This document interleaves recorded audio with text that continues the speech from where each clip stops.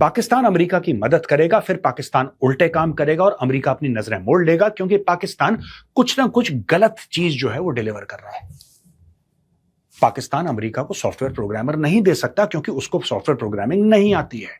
वो artificial intelligence पे काम नहीं कर सकता क्योंकि टैलेंट नहीं है। पाकिस्तान ट्रेड, कॉमर्स और डिप्लोमेसी नहीं कर सकता क्योंकि पाकिस्तान उसमें 0/0 है। लेकिन पाकिस्तान एक काम कर सकता है, अमेरिका का गंदा काम, visiting violence upon helpless people, ये बहुत अच्छी तरीके से कर सकता है। अगर अमेरिका को कुछ करवाना है अफगानिस्तान के अंदर, ये पाकिस्तान बहुत अच्छी तरीके से कर सकता है। इसमें उसकी महारत है, आपको और मुझे माननी पड़ेगी ये बात। तो उससे होता क्या है कि जब अमेरिका को ये गंदे काम करवाने हैं, जब आपके पास इमरान खान हो वहां पे, तो इमरान खान बोलेगा एब्सोल्युटली नॉट। बोलेगा इमरान खान एब्सोल्युटली नॉट। क्योंकि भाई क्यों बोलेगा एब्सोल्युटली नॉट? सिर्फ इसलिए नहीं कि काम गलत है, उसको जाके लोगों को जवाब देना है जिससे वोट पाए उसने। He has to be answerable to the people.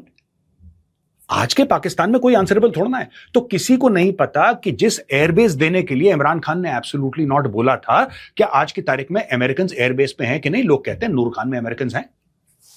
There are many people within Pakistan who say that there are places inside Pakistan, Pakistani military establishment, जहां पे पाकिस्तानी सीनियर जनरल्स नहीं जा सकते अंदर, वहां पे अमेरिकन का कब्जा है।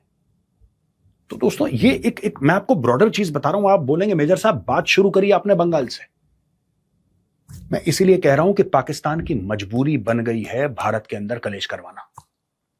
आसिम मुनीर की मजबूरी बन गई है भारत के अंदर कलेश करवाना।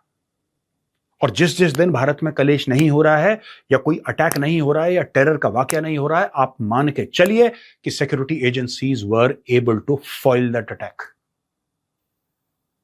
लेकिन जैसे बहुत एक मशहूर कहावत है, हम लोगों को रोज सक्सेसफुल होना पड़ेगा। वो लोग 100 में से अगर एक बार भी सक्सेस हुए तो उनका सक्सेस है। हमें तो रोज रोकना है।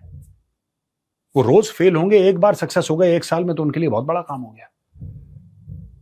तो दोस्तों ये आसिम मुनीर क्यों करवाएगा भारत में? अब ये एक सवाल आएगा कि साहब आखिर उसका क्या इंटरेस्ट है। मैं आपको बताता हूं दोस्तों। आपको पता है कि पीओके लगभग उनके हाथ से निकल रहा है। लगभग उनके हाथ से निकल रहा है। वो कुछ नहीं कर पा रहे। 40-50 लोगों को उन्होंने गिरा दिया है, कुछ उनको नहीं हासिल हुआ। पहली बात यह।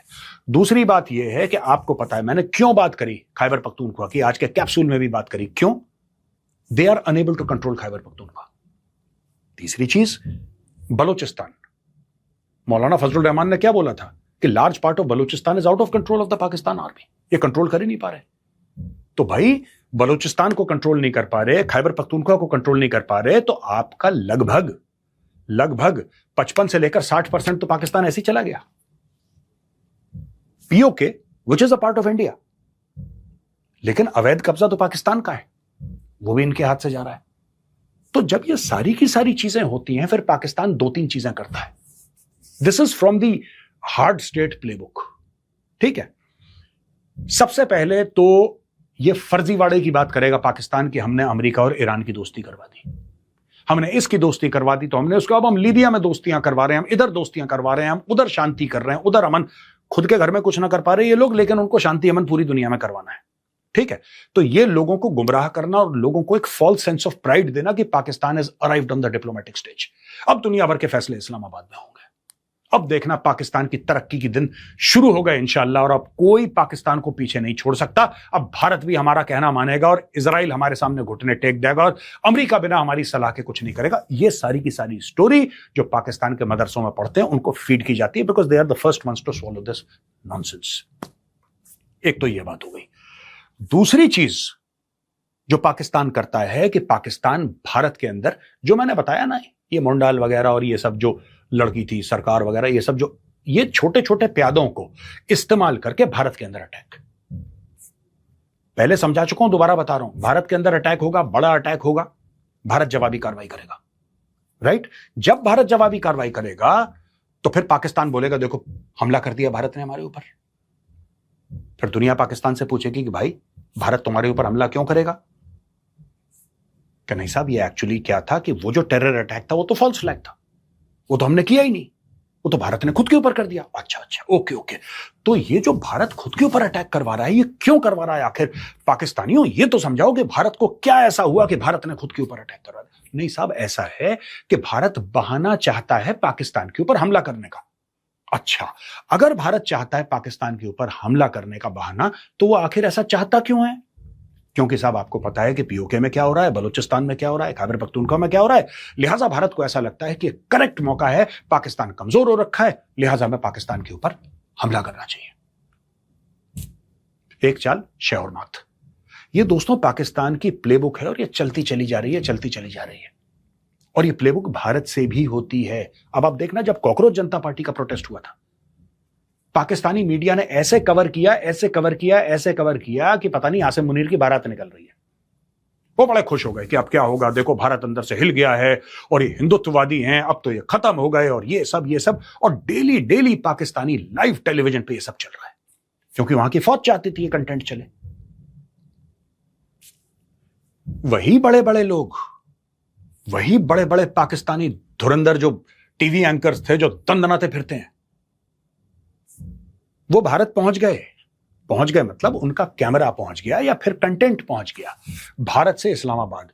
लेकिन पीओके से इस्लामाबाद अभी तक कंटेंट नहीं पहुंचा, ना लाहौर पहुंचा, ना कराची पहुंचा, कहीं नहीं पहुंचा, पहुंच ही नहीं सकता। पूरा ब्लैकआउट है। और ये ब्लैकआउट क्यों है दोस्तों? वही चीज है, एक आदमी को स्ट्रांग बनाना, एक आदमी को ऐसा बना देना कि ये पाकिस्तान का खुदा है। 27वीं तरमीम हो गई, 27वीं तरमीम हो गई, आपने कुछ फ्रॉड करके एक जनरल को फील्ड मार्शल बना दिया। नेक्स्ट लेवल पे आपने बोला कि आर्मी, नेवी, एयरफोर्स एक ही बंदे को बिल्कुल रिपोर्ट करेगी। उसने पूरे ब्रिगेडियर टू मेजर जनरल और major general to lieutenant general जो भी थे, सबको, अपने लॉयलिस्ट्स को वहां पे रख लिया। सब कुछ उसने कर दिया। और सब कुछ करने के बाद आसिम मुनीर ने बोला नहीं, how to make myself stronger. अब ये स्ट्रॉन्गर के चक्कर में वो सब कुछ कंट्रोल तो नहीं कर पा रहा है, because he is incompetent and that is the truth. Asim Munir नालायक है, उसके बस का नहीं है, वो नहीं कर पा रहा है। उसको लग रहा था कि बिल्कुल हलवा है, खा जाएगा, लेकिन वो नहीं कर पा रहा। अब वो जो नहीं कर पा रहा है, तो दुनिया के सामने वो अपनी इमेज कैसे पोर्ट्रे करे कि मैं तो बड़ा स्ट्रांग मैन हूं, राइट?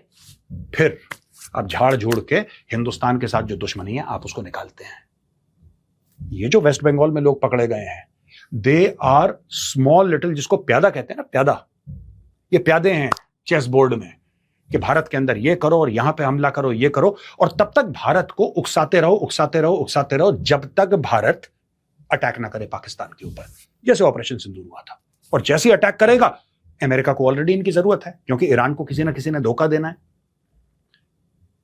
एक बहुत फेमस वहां का एक इंटेलेक्चुअल है ईरान का, मरांडी नाम का है, उसने क्या बोला है कि ईरान इज नॉट पाकिस्तान। उसने बोला है We're not Egypt, we're not Pakistan. और अगर आप मेरे पुराने वीडियो देखें, आप मेरे पुराने वीडियो का जरा आप डेट देखिए और मेरे वर्ड सुनिए। ईरान इज नॉट पाकिस्तान, मैं बहुत पहले से कह रहा हूं दोस्तों, ये लड़ाई शुरू होने से पहले मैं कह रहा हूं, साफ मैंने बोला है ईरान इज नॉट पाकिस्तान। और वही चीज मरांडी ने बोली है। वो ईरानियन है, वो कह रहा है ईरान इज नॉट पाकिस्तान। वो कह चुका है, ऑन रिकॉर्ड कह चुका है कि ईरान इज नॉट पाकिस्तान। और मैं कब से कह रहा हूं, उसने अभी बोला, मैं कब से कह रहा हूं। अमेरिका की इस वक्त, अमेरिका चाहता है कि पाकिस्तान उसके लिए कुछ गंदे काम करे, और पाकिस्तान को पता है कि अमेरिका चाहता है कि वो कुछ गंदे। मैं वही बार बार कह रहा हूं ना, पाकिस्तान क्या करेगा? अमेरिका सॉफ्टवेयर प्रोग्रामर भेजेगा, या गूगल का सीईओ भेजेगा, या कोई हार्ट सर्जन भेजेगा, या कोई रिसर्च वाला बंदा भेजेगा, या पाकिस्तान कोई ऐसा वहां पे भेजेगा। इंटेलेक्चुअल जायंट है ही नहीं उसके पास यार, उसके पास है ही नहीं इंटेलेक्चुअल जायंट। सब दिमाग से पैदल है वहां पे, कुछ है होता ही नहीं पाकिस्तान में। They have no intelligence. But हां, ये गिरे हुए काम जरूर बहुत अच्छी तरीके से कर सकती है पाकिस्तानी फौज, उनसे बेहतर गिरे हुए काम कोई नहीं कर सकता। और यहां पे पाकिस्तान और अमेरिका का गठजोड़ हमें दिखाई देता है। वो दिन दूर नहीं है जब भारत में टेरर अटैक होगा दोस्तों।